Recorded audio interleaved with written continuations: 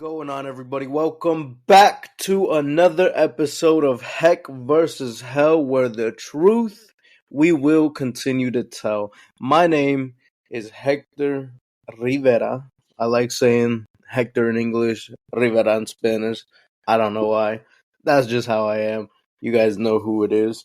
The host of this show, brought to you by yours truly and as a beautiful syndication as a part of the Real Double Dose channel, or as I like to say, the RDC. I just want to thank you all once again. I'm just honestly always thankful for every time you guys tune in and listen to us. Whether it's a message you don't listen to right away, a message you come back to later on, a message you just jump on. We see some of the drops, you guys just jump on them real quick, like water on a hot summer day. Lemonade, I should have said, on a hot summer day. That sounds pretty good right now. Anyways, I really do appreciate it. I know Lex and Angela and Tony all appreciate it the same as well. We just love the love that you guys show to us. Oh, look at that. I'm fixing my talk a little bit, my speech. Usually I would have said it y'all right there, but there you go. That's a little sophistication and elevation that you guys can see right here coming along with the journey, right? Because this is supposed to be a journey that we take together, a journey of growth and understanding and getting to the point of being able to walk on water like Christ, right? I was actually having a conversation yesterday with my elder brother, birth brother, and so it was going into depth about a lot of things we've previously spoke about, but I started understanding. I'm like, okay, well, you know what? I got to get a little more aligned myself. I can always come on here and say X, Y, Z, but some of the things, not that I don't believe it, but I haven't been putting it into action, I guess you could say, all the way. And it's constantly getting in that area, though. I will say that. So a lot of the times, whenever we're over here quoting Bible verses on True Seekers Mastermind, that is one of the foundations that we are meant to have. Prayer and meditation, reading and communion with God. These are all principles of getting together and becoming more like that person, right? We understand bad company corrupts good morals in the same way, people over here that are training business owners, that train really successful people, they will tell you the same thing. You will become, I believe they say, the 5 people you hang out most with is how you will be. And it's really true. You start to become like those around you. We have such a fluidity to our being, I guess you could say, being that we are spiritual creatures and we go off of vibrations. One of the biggest things that we operate off of is vibrations, not to mention how we are mostly water. There's no other way for us to go and kind of turn a little bit into who we hang out with. So it's very true. And that's why, I say that to say that we all do need more communion with God. And there was, a little bit of a point in time where I just kind of stopped praying as much, stopped talking to God as much. I wouldn't say I backslid, but I was just, I guess, living a little more worldly, a little more in this world, rather than seeing myself as such, as a spiritual being, as what we were created to be, as a man of God, as a purposed being. And I started living more so on a day-to-day basis for a little bit. But we're back on track, thankfully.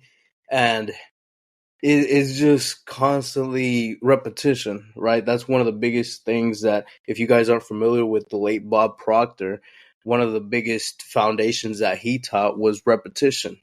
once we repeat ourselves or we do something consistently, it becomes a habit, it becomes a part of you, it becomes a belief system. And what he taught, right, is the way to change your paradigm is repetition. And that's one of the biggest keys. There are multiple different ways. Another one is going through a certain event that just ultimately changes your trajectory. But there's times where even those events don't last.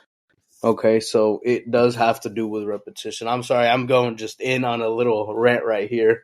Um, but you know what? It's true. We need more communion with not only one another in this type of conversation that we're having, and that's why also we're starting to invite people onto the True Seekers Mastermind Alliance so that we can have these kind of conversations. And we're actually, I'm not sure if it's already up by the time this episode is posted, but we have a prayer group that we're going to start doing.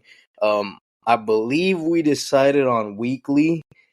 I'm not sure. I got to confer with Lex still, but we have a prayer group that we're going to be having so that you guys can join us. We can go over certain scriptures and then start talking about what revelations that were given to us in those times. Having a prayer meeting situation, where it's not just one way, you guys just being the listeners, right? But also to where you can voice your revelations, the messages you've gotten from God, and of course your story. We would love to hear each and every one of your stories. I've heard so many stories from people all around the world, amazing, amazing stories, and a lot of testimonies as well, where they can give glory to God from what it's truly meant to be given. Because I do make a difference. I do differentiate the two when it comes to a story of your history and then, a testimonial as to what it's supposed to be, right? And a story can be given from the person's own perception, but not the bigger picture, if that makes sense. So, for example, me, I could say, oh, well, I got shot at. That's my story. I got shot at one time. And really the bigger picture is, look, I went and God ultimately saved me from committing a heinous crime, because at that time where I was shot at, I was a hothead, and God allowed my thing that I had with me to malfunction, put it that way, just in case we got any peeping ears, to malfunction. And so ultimately I was not able to retaliate the way I would have in a different situation if the circumstances were just a little bit different. And ultimately he saved me from, a lot of headache. I could say that much. A lot of headache. But it just comes from understanding what the real story is. Not from a humanly perception, but once you become growing in the altitude, we could actually begin to see and consider that, I guess you could say, a testimony. And that's why I say, there's a difference in the two, because a lot of the times whenever we tell stories from our past, we may not even understand what the reason for that was, you know? And I will say, there are testimonies where we still don't know why we were put in these situations. But saying that to say this, and, as you see from the topic of the episode, once we begin to let go of things is when we begin to elevate. And you could see it as a vivid picture, as everything that has quote unquote happened to you, that you were heard of, that you are, just scarred from, that you are triggered by, whatever it may be, certain situations, certain events, certain past traumas, they hold you down, and you could see it as weights, just big ball and chains attached to you as you're trying to walk alongside the street. And, my personal depiction is, you're trying to rise and you have a lot of heavy weighted clothes on, and you're trying to, elevate and elevate. And the more you take these clothings off, you get lighter, you can float higher, you can elevate, right? And you can shine brighter. And that's the depiction that I see every time I think of these type of situations, because whenever we are looking at it, and this is an analogy that I've used before, I'm not sure if I've used it on here, but I have whenever I've been talking to other people. We can go and we could take it as an example, right? Because I'm talking about it, but let me give you a real life example. Say, for example, there's one of you out there that had an alcoholic father, right? And he was very abusive. Unfortunately, he beat you, your brother, and your mother, sister, and your mother, whatever it may be. He was just an alcoholic that was really not able to control himself when he came to that, right? And I'm not trying to make excuses for the person, because ultimately we all have free will and we give in to the actions we choose to. But in this situation, that's how it played out throughout the childhood, and we'll say, taking this example further, one of your brother, right, decided to go and say, okay, you know what? Because my dad is like this, I'm gonna be like this too. There's no point, because he teared me down and brought me down so much to where I don't see myself as worth anything more than what he is. So I'm gonna just continue the pattern, right? And that's where generational curses begin as well. And we could take it on the other side of things too, where you decided, you know what, I'm never going to touch alcohol again. I will never put alcohol to my lips. I won't allow myself to do that. I'm going to show my children a different type of love that they deserve that was never given to me. Yet later down the line, Lord forbid, one of your children become, go into parties, right? They're acting like kids and they start drinking some alcohol, and you go and decide to get furious with them, where you act irrationally, whether it be kicking them out, whether it be publicly humiliating them, whether it be XYZ, right? So now, because although it may seem that you chose a better path, which, ultimately you did, there's always a balance of things. And that balance doesn't come without forgiveness. Okay? And for example, because you hated it so much of what your father did to you, that you ultimately put that impression on your child and just almost severed the tie, or maybe did sever the tie from your child because of your past trauma. You see what I'm saying? So it becomes, and it gets to a point where if you were to actually heal from that and properly forgive your parent and understand, hey, well, the reality of the situation, and I can't tell you what that is. I'm not God. I'm not here claiming to be God. I cannot give you the answer of why it happened, how it happened, but I bet it gave you a certain hunger. I bet it gave you a certain ambition to grow and help other people going through what you went through. But at the same time, if you get to that point, you can start resenting other people. You can cause out of that trigger, out of that trauma that you have, you can cause other people to stumble. Now because of that, it's just a butterfly effect that happens because of your trauma. And it's hard. I will say it is hard to let go of a lot of things whenever it comes to experiences that we've had that leave those type of scars. But it does come with a double, it could be a double-edged sword. You could come out and be the same way that you hated, or you could be the complete opposite and resent anybody that's ever like that, and that's why you got to be right in the middle, and there's always a balance to everything. No matter what situation, there's always going to be a balance to everything in life. For example, me, I was raised with a very, very strict father. And my mother, she was very free going and didn't really set any boundaries. I was bad. I was not a good child or adolescent. I'll say that much. Um, but they had, the extreme side of both sides. And because of that, thankfully, I was able to get balance. It created balance, and that I can't say was God given. God placed this into me, into my life, and it created it to be such. And so, one of the main topics I want to talk about, because I actually, before I jumped on here, I was thinking about this one woman. I can't remember what her name was, but she gave a sermon based off of a vision that she had. And I can't remember exactly how the vision went or what was going on with the situation.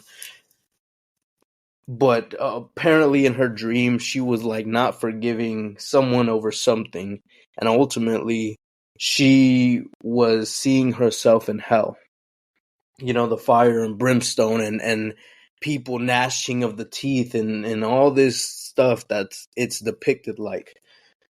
And you start to see and try to interpret it for yourself what it means.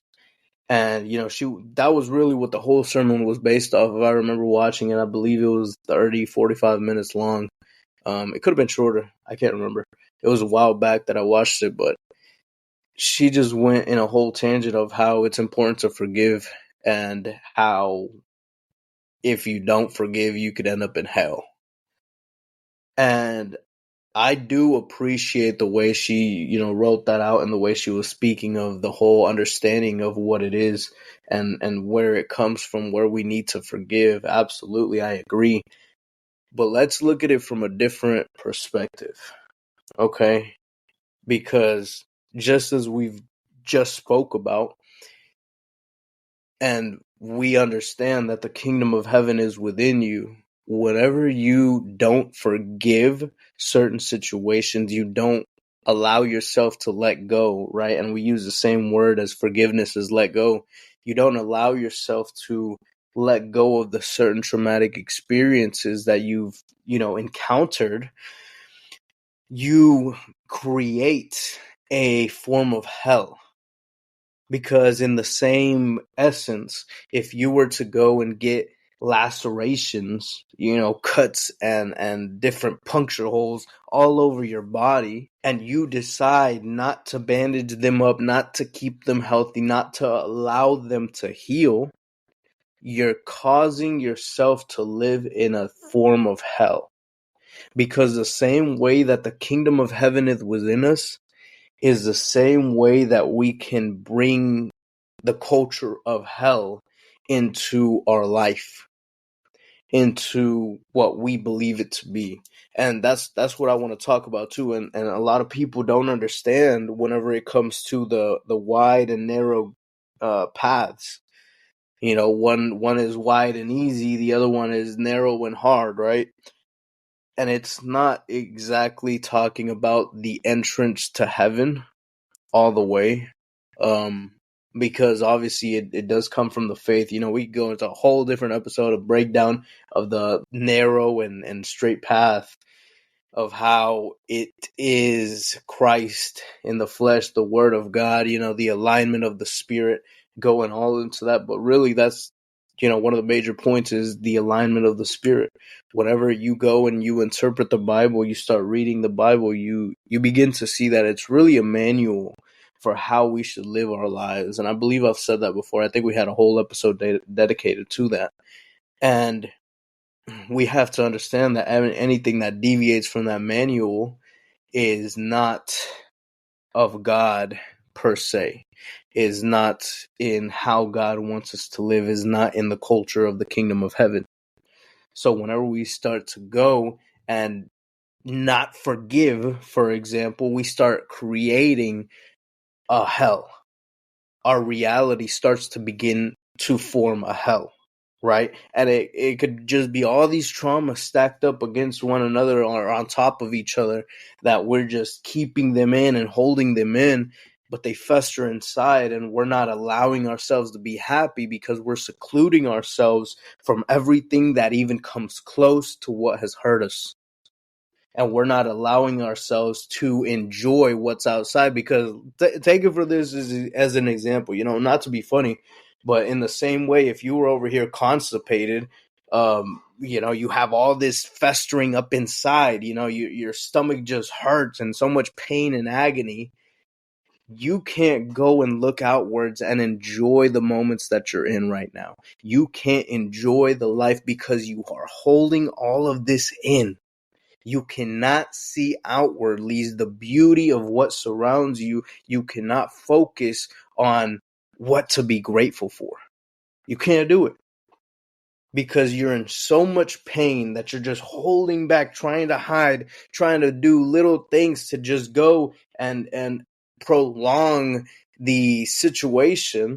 And in that case, we can go with, maybe taking a little bit of Tylenol or Benadryl, for the constipation, to where it helps alleviate the pain a little bit. But in the same way, we go and we look for different vices. We look for different situations that can help us take our mind off of the pain.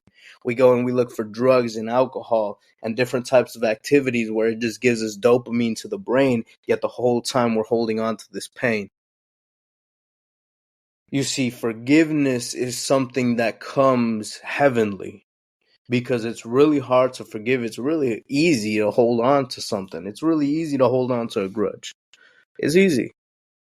Because once you go and you're holding on to it and you feel like you can maybe get something back, maybe do something about it, maybe you'll have power one day to go and combat it to the way to make that pain be outwardly lashed so other people can feel your pain too. Maybe, just maybe, one day you'll be able to put that pain to use, right? But that's exactly where hate spreads. That's exactly how hate is festered. And hate is not heavenly. Forgiveness is heavenly. And it's really, really hard. And I'm going to be honest, there's a couple things that I gotta say I kind of hate. And that comes from child molesters, to women beaters, to all these types of things. It's the action that I hate. I can't hate the person anymore.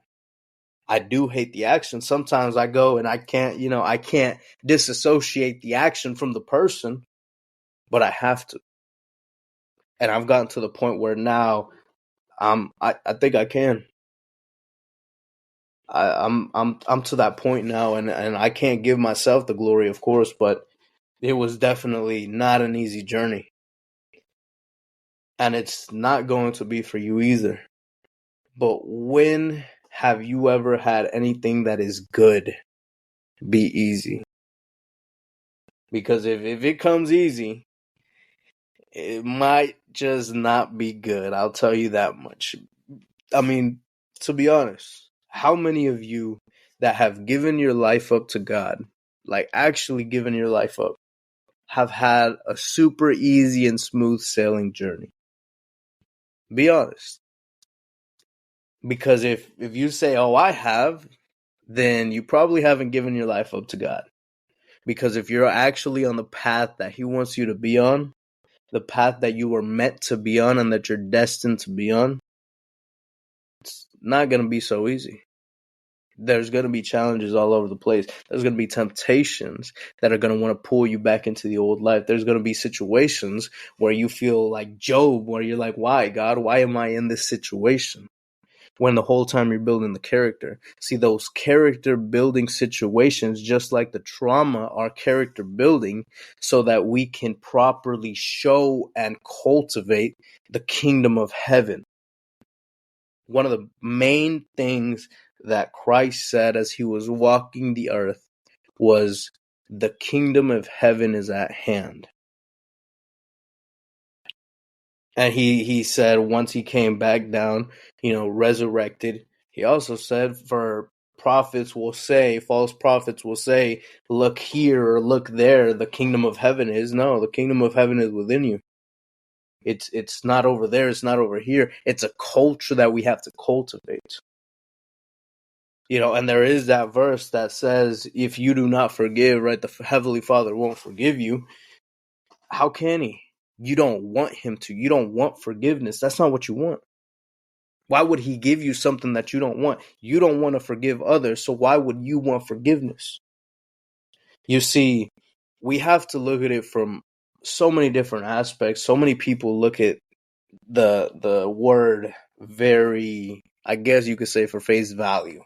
They don't look at the depth of what it is. In the same way, when it comes to those situations of traumatic experiences, we look at them for face value.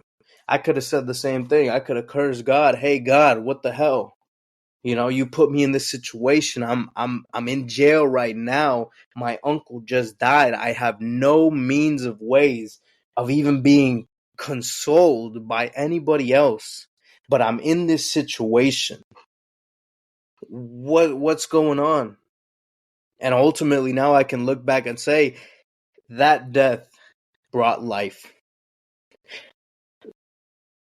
And that's forgiveness. That's being able to see it and take it for what it is. Take it and see it to try to understand why God put it in your life. And I'm not going to say do that for every situation. Try to go and see why God put it in your life, because you can understand why God put it in your life, why the situation happened to you, what strength came from it, and you can still not forgive it.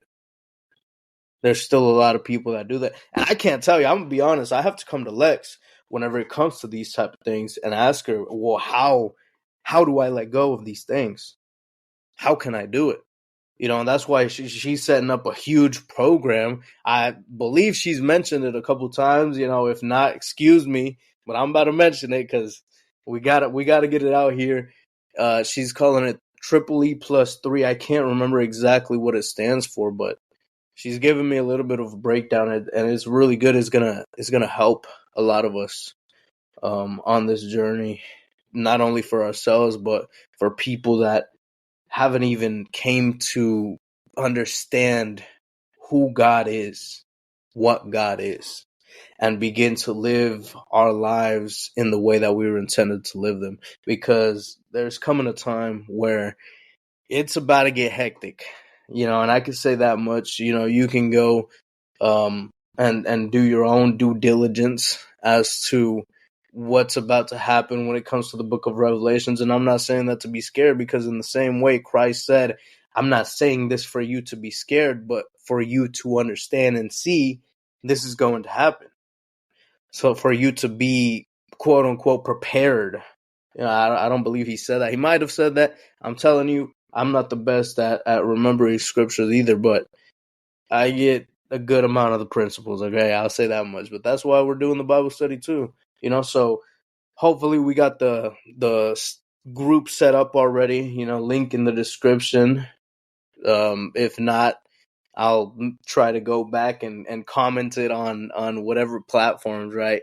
And just put it in the comment section so we could have people, you know, just coming in and have you come in and share your story and just continue to grow, have that communionship, because a lot of us are alone, especially when we begin this journey. We begin to be alone because people that we were previously with will not follow us to the land of milk and honey. You know, and I'm saying that metaphorically, but that's what we have to go through. It's a part of the testing trials.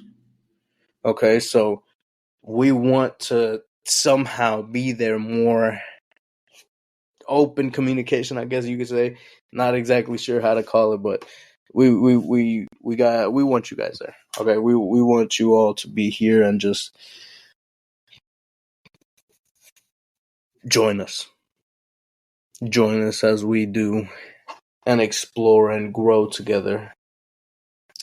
I mean, you've already been on the journey this far, right? Why not get more involved? But I love you guys. I hope this is something that was understanding, because really had to have been the Spirit talking to me. So, I mean, I'm going to have to come back, listen to this one, because I don't remember half of what I said right now, but I do love you guys. I very much appreciate it. And I can't ask for a better position to be in right now. And, you know, although it may not look like it, you are exactly where God wants you to be. As cliche as that may sound, you're exactly where you need to be. Okay? So, I hope to catch you on the next one. Please join us. give us a shout out. Go like boom, hashtag heavenly forgiveness. Whenever y'all join the group, however y'all want to say, however y'all want to join, just come on in. Let's have a little bit of communionship and brother and sisterhood, right? Uniting the family of Christ. Okay, I love you all. Peace, love, blessings, and as you know, we'll catch you on the flip side.